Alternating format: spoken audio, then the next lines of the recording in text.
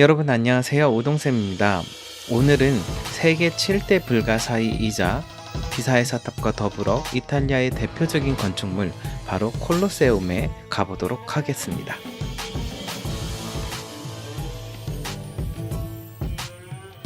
이렇게 콜로세움에 도착하였습니다.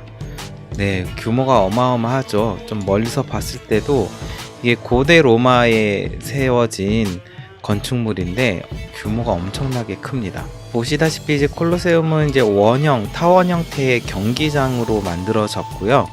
원래 처음부터 이렇게 경기장으로 만들어졌던 건 아니고 이 근처에 있던 네로 황제가 머물던 황금 궁전 도무스 아우레스 정원의 인공호수였던 자리에 바로 흙을 메우고 건물들 세워서 원형 경기장을 만든 것이라고 합니다. 이 콜로세움이라는 이름의 유래는요, 그때 당시 사용한 콜로서스, 거대하다는 의미의 단어를 차용한 것인데요. 지금은 없지만 이 콜로세움 근처에 네로 황제의 거대 동상이 있었다고 합니다. 그 거대 동상의 이름을 본따서 이 원형 경기장의 이름을 콜로세움이라고 널리 사용하게 되었습니다. 이곳에서 행해진 주요한 행사들은 대체적으로 검투사 경기였는데요. 전쟁 포로나 노예들을 검투사로 훈련시키고 이제 맹수들과 대결을 시키는 거죠. 네, 그것을 이 주변에 앉아서 사람들이 구경했던 것이죠. 이 콜로세움에 수용할 수 있는 인원은 약 5만 명 정도였다고 합니다. 당시 고대 로마의 엄청난 건축 기술과 그 로마의 위세를 알 수 있는 지점인 것 같습니다.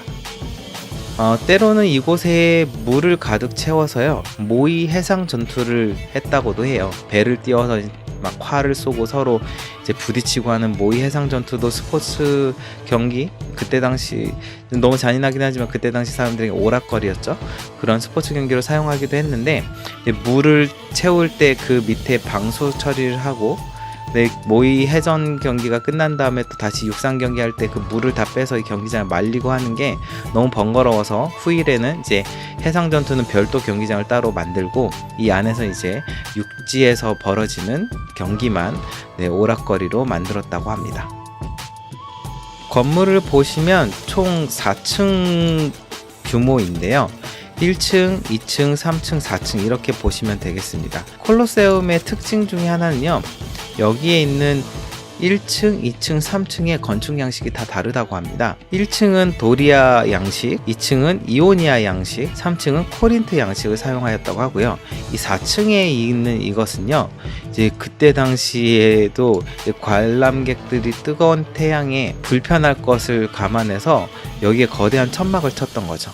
이 천막을 치기 위해서 여기 이제 기둥을 세우고 도르래 같은 거 세우고 끈 긴 밧줄을 연결해서 인근에 있는 항구에서 배가 출발해서 그 배의 힘으로 이 천막을 쳤다고 합니다. 이 거대하고도 복잡하고도 정교한 이 건축물을 설계한 사람은 아직 밝혀지지 않았다고 합니다. 유력한 한두 명의 역사 속의 인물이 있긴 하지만 기록이 100% 확신할 수 없는 상태인가 봐요. 가까이 가시면 경기장 바닥 아래 지하입니다. 지하는 정말 작은 방들이 여러 개가 놓여 있고요. 여기에는 맹수 우리, 그다음에 검투사를 수용하고 있는 감옥들, 각종 무기 창고 등이 있었던 곳입니다. 딱 봐도 복잡하죠.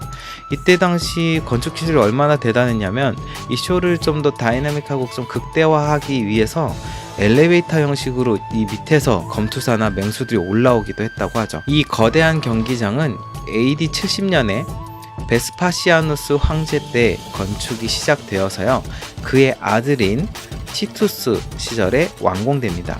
기간 약 10년 정도가 걸렸고요. 이 티투스 황제는 무엇으로 유명하냐면은 그때 당시 유대인들을 무참히 진압하는 것으로 유명합니다. 그때 당시 포로 10만 명 중에 한 4만 명 정도를 이 콜로세움을 짓는데 강제 노동시켰다고 합니다. 이 콜로세움이라는 건축물이 완성된 것을 기념해서 티투스 황제는 무려 100일간 연속으로 검투사 경기를 열었다고 합니다. 도대체 몇 명이나 그 자리에서 죽었을까요? AD 600년쯤 해서 그 이후에는 이제 콜로세움은 더 이상 경기장의 역할을 하지 않고요. 그래서 한동안 이 콜로세움은 엄청나게 방치가 되었고요. 그러다가 19세기 무렵에 교황에 의해서 이곳이 기독교의 그 순교 성지가 됩니다. 네, 이제 콜로세움의 스트릿뷰로 한번 가보도록 하겠습니다. 네, 여기 길 건너에서부터 보면 잘 보일 것 같아요. 네, 여기 이제 콜로세오라는 이제 지하철역이고요. 여기서 나오면 바로예요. 바로 그냥 이렇게 저희가 엽서에서나 볼 수 있었던 콜로세움의 모습이 보입니다. 1층, 2층, 3층의 양식이 각기 다 다르다고 했는데 자세히 보시면 느낌이 다 조금씩 다릅니다. 기둥과 아치에 그 쓰여진 장식들이요. 네, 이렇게 돌아볼 수 있고요. 한번 옆으로 좀 길 따라가면서 볼까요?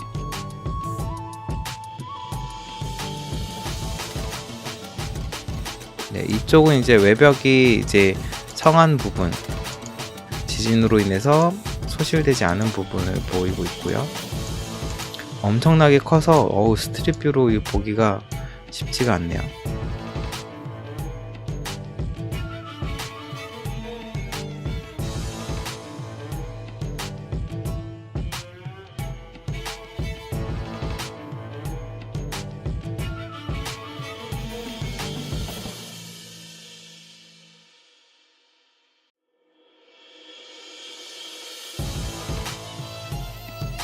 콜로세움 내부를 좀 보도록 할게요.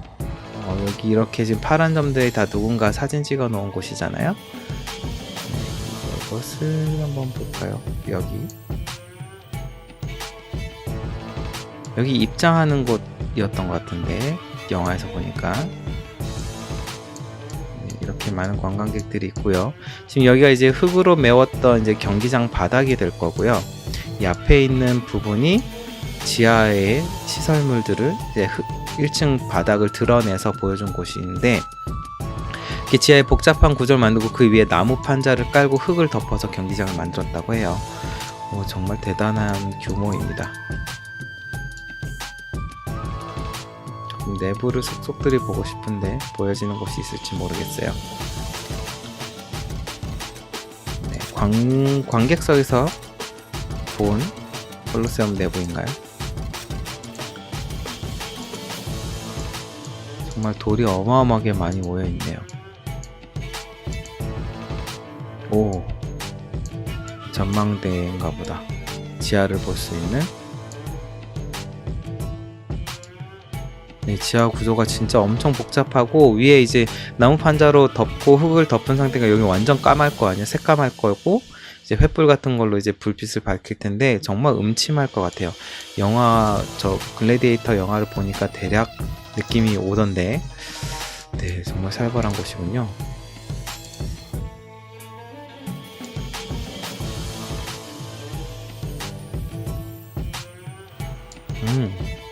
3층에서 내려다보는 경기장이네요.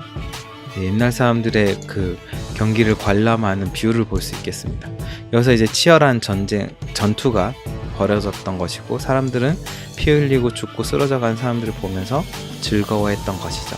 그때 당시 가장 유행했던 오락거리였으니까요. 또 로마의 황제나 통치자들이 이 콜로세움의 그 오락거리를 이용해서 로마 시민들의 환심을 사려고 했으니까요.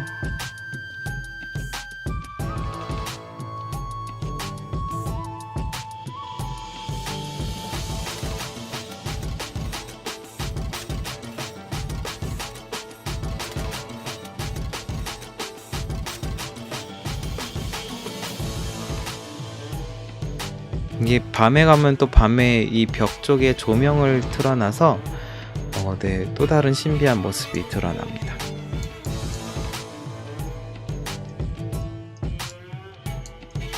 오늘은 여기까지. 고대 로마 시절에 가장 유명했던 건축물인 콜로세움, 또 세계 7대 불가 사이에 속하기도 하고요. 이탈리아의 대표적인 관광 명소이죠. 이 콜로세움을 한 바퀴 돌아봤습니다. 지금까지 우동쌤이었습니다.